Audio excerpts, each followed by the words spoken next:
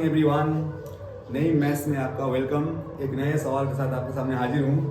जो upcoming exam है West Bengal board of secondary education या West Bengal board of Madrasah education, उसमें एक बहुत ही इंपॉर्टेंट थ्योरम है जो है पाइथागोरस थ्योरम। उसको कैसे प्रूफ करेंगे देखा जाएगा। सबसे पहले सवाल ऐसे आएगा आप लोगों को एग्जाम में कि state and prove Pythagoras theorem.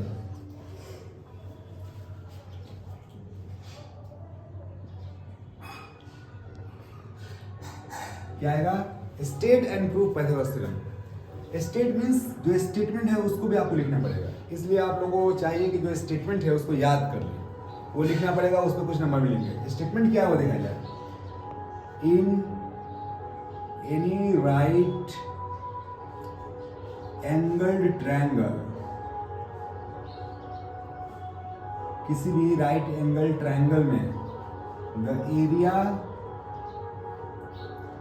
of the square drawn on the hypotenuse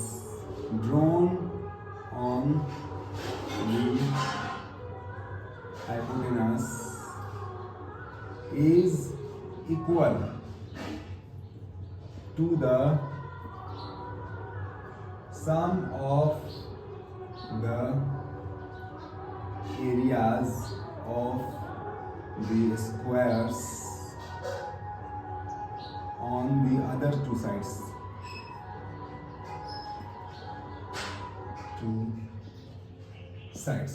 सवाल क्या है कि in any right angle triangle, किसी भी राइट एंगल ट्रायंगल में the area of the square drawn on the hypotenuse, के हाइपोटेनस किसी भी राइट एंगल ट्रायंगल में, ये राइट एंगल ट्रायंगल जिसका यहाँ पे एंगल 90 डिग्री है, ये हाइपोटेनस हो गया। इसके ऊपर जो स्क्वायर बनाएंगे उसका जो एरिया होगा वो बराबर होगा बाकी दोनों साइड्स पे बने हुए स्क्वायर के एरिया के सम के। ठीक है, अगर मान लीजिए कि ये 9 है, इसका एरिया 9 हो गया, इसका एरिया 16 हो गया, इसका एरिया 25 होगा। ये चीज साबित करना हमको ज्योमेट्रिकली। ठीक है, तो जो स्क्वायर बनना है वैसे स्क्वायर बनाना नहीं है हम लोग को। हम लोग क्या करेंगे, सिंपली इसको देख लेंगे और ट्रायंगल भी इस तरह हम लोग नहीं बनाएंगे। ट्रायंगल कैसे बनाएंगे हमको ध्यान दीजिए। हाइपोटेनस वो नीचे होगा, यहाँ से आप लोग एक छोटा लाइन लीजिएगा, ये बड़ा लाइन होगा। एकदम नक्शा ऐसे बनाना है, ठीक है, टेक्निक बताने वाला हूँ मैं आपको।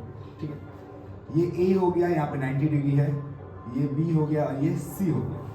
सबसे पहले क्या करेंगे कि थ्योरम प्रूफ करने का रूल है कि सवाल के मुताबिक जो नक्शा बनाया है उसको सपोज कर लीजिए, मान लीजिए। तो क्या करेंगे हम लोग, लेट एंगल ए जो है वो 90 डिग्री है in triangle A B C. बहुत लंबा चौड़ा लिखने की जरूरत नहीं है, बस सिंबल्स का यूज करेंगे, आसानी से हो जाएगा।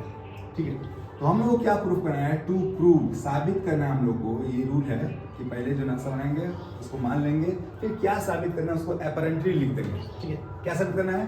साबित करना है कि जो हाइपोटेनस है बीसी का स्क्वायर ए बी के स्क्वायर में जोड़ेंगे लोग ए सी का स्क्वायर, तो वो क्या होगा, बी सी के स्क्वायर के बराबर होगा। 90 डिग्री यहाँ पे है, ये हाइपोटेनस हो गया। ठीक है, यहाँ पर एक गजब का बात बताऊंगा, जो कोई रूल तो नहीं है लेकिन इस थ्योरम को करने के लिए आप लोगों को लगेगा। आप लोग ध्यान दीजिए एक बात पर कि किसी भी राइट एंगल ट्रायंगल में 90 के सामने हाइपोटेनस है वो तो फिक्स है। ठीक है, उसके बाद दो लाइंस बचे, दो साइड्स बचे। जो छोटा वाला साइड है ना, आप उसको बेस समझिएगा, तो बड़ा वाला साइड क्या हो गया, परपेंडिकुलर हो गया। ये कोई रूल नहीं है लेकिन इसको अगर समझ लेंगे ना तो आसानी से हम लोग प्रूफ कर पाएंगे। क्या कि 90 के सामने तो हाइपोटेनस है, उसके बाद जो दो साइड्स बचे हैं उनमें जो छोटा वाला साइड है वो क्या होगा, बेस होगा, और जो बड़ा वाला साइड है वो क्या होगा, परपेंडिकुलर होगा। अगर ये बात आप लोग एक्सेप्ट कर पाइएगा तो इसको प्रूफ करने में बहुत आसानी होगी। देखते हैं कैसे प्रूफ करते हैं। थ्योरम को प्रूफ करने के लिए कुछ अगर एडिशनल काम करना पड़े तो उसको हम लोग कंस्ट्रक्शन में लेते हैं। तो यहाँ पर कंस्ट्रक्शन हम लोग करेंगे। कंस्ट्रक्शन क्या करेंगे हम लोग देख लिया जाए। ए से हम लोग हाइपोटेनस पे परपेंडिकुलर एडी गिराएंगे। इसको लिखेंगे कैसे, बहुत लंबा चौड़ा सेंटेंस नहीं लिखना है, सिंपल कैसे यूज किए, AD is perpendicular to hypotenuse BC. That's it and nothing else. ठीक है, थ्योरम नंबर 48 जो इससे पहले है, सिमिलैरिटी में थ्योरम था, एक ही थ्योरम था कि किसी भी राइट एंगल ट्रायंगल के राइट एंगुलर वर्टेक्स से, किसी भी राइट एंगल ट्रायंगल के राइट एंगल वर्टेक्स से हाइपोटेनस को परपेंडिकुलर खींचेंगे ना, तो यहाँ पर 3 ट्रायंगल्स बन जाएंगे। एक तो बड़ा वाला ट्रायंगल पहले से है जो कि ऐसा है, एक ट्रायंगल जो है वो ऐसा बना इधर इस साइड, दूसरा ट्रेंगल जो है वो इधर बना, 3 ट्रेंगल्स बन गए और तीनों ट्रेंगल्स आपस में सिमिलर होंगे। ये थ्योरम हम लोग थ्योरम नंबर 45 में कर चुके हैं, ठीक है। तो उसी तरह यहाँ पर भी सेम जो कॉन्सेप्ट है एप्लीकेबल है। करेंगे लोग क्या, प्रूफ में, अब प्रूफ करता हूँ मैं। यहाँ पर तीनों ट्रेंगल्स आपस में सिमिलर है, लेकिन हम लोग क्या करेंगे कि एक बार बड़े वाले को लेंगे फिर छोटे वाले को लेंगे साथ में।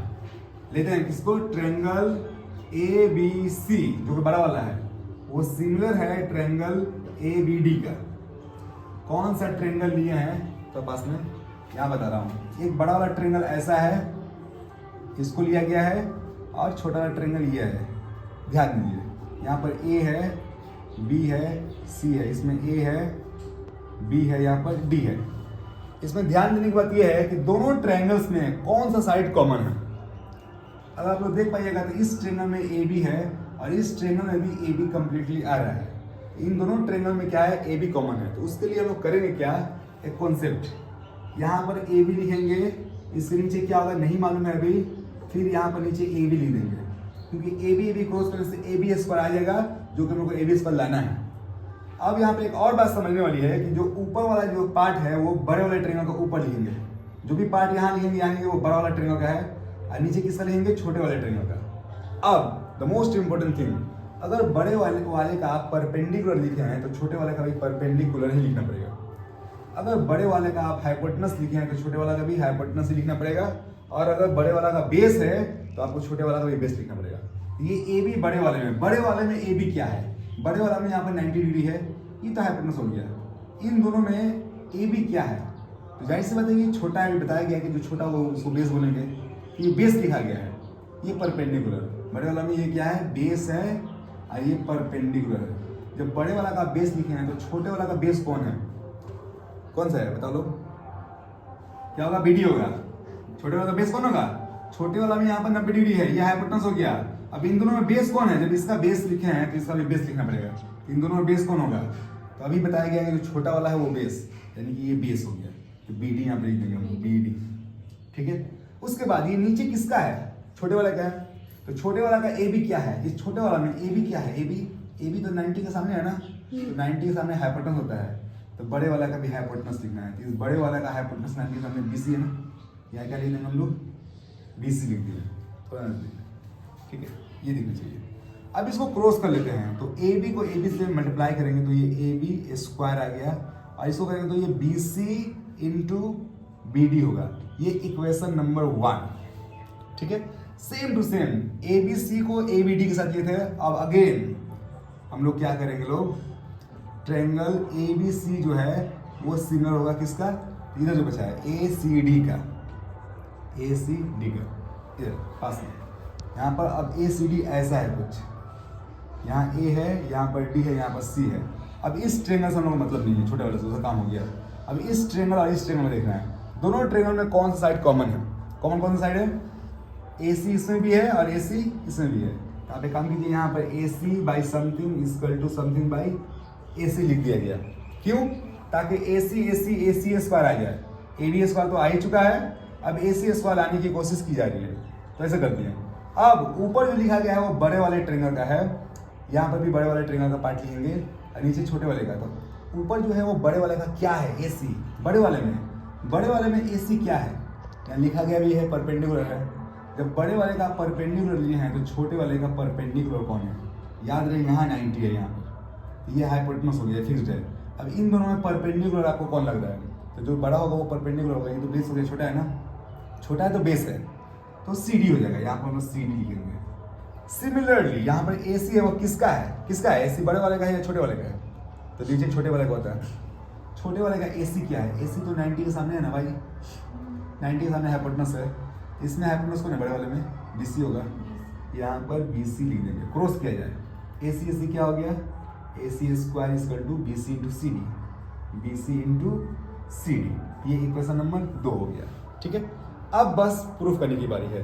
दोनों इक्वेशंस को अगर हम लोग ऐड करेंगे तो आराम से प्रूफ हो जाएगा। उसको मैं यहाँ करता हूँ, यहाँ लिखेंगे लोग, बाय एडिंग इक्वेशन 1 एंड 2, दोनों इक्वेशंस को क्या करेंगे हम लोग, ऐड करेंगे। इक्वेशन 1 यहाँ पे है, इक्वेशन नंबर 1 यहाँ पे है, AB square equal to BC into BD है, और equation number 2 AC square is equal to BC into CD है। इक्वेशन को ऐड करने का फंडा ये है कि लेफ्ट हैंड साइड को लेफ्ट हैंड साइड में ऐड करेंगे और राइट हैंड साइड को राइट हैंड साइड। तो AB स्क्वायर ऐड होगा AC स्क्वायर में, आप लिख देंगे AB स्क्वायर जो है वो ऐड होगा AC स्क्वायर में इज इक्वल टू, इधर क्या है BC इंटू BD, यहाँ लिख देंगे BC इंटू BD, वो ऐड होगा किसमें BC into CD, BC into CD। अब क्या करेंगे, बस इसको लेके आगे बढ़ना है। AB square plus AC square equal to, दोनों में कुछ कॉमन जा रहा है। क्या कॉमन जा रहा है, साफ साफ दिख रहा है, BC कॉमन जा रहा है। अगर BC कॉमन लेंगे तो यहाँ बचेगा BD प्लस यहाँ बचेगा क्या CD, और AB square plus AC square equal to, ये BC तो है, वेरी गुड, इंटू BD और CD को नक्शा में आइए, नक्शा में देखते हैं। BD और CD को जब जोड़ेंगे तो पूरा ये BC हो जाएगा। BD और CD दोनों पार्ट को जोड़ रहे हैं तो पूरा BC हो जाएगा, इन दोनों जोड़ने से BC हो जाएगा। इसलिए हम लोग बोल सकते हैं कि AB square plus AC square बराबर BC इंटू BC क्या हो गया भाई, ये BC स्क्वायर हो गया।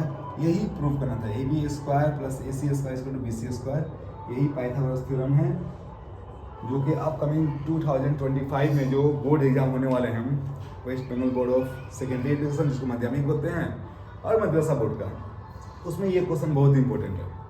इसी तरह के अलग अलग वीडियो देखने के लिए आप लोग मेरे चैनल को सब्सक्राइब कीजिए, नए मैथ्स को, और वीडियो को ज़्यादा से ज़्यादा शेयर कीजिए, ठीक है, कमेंट कीजिए। Thank you very much.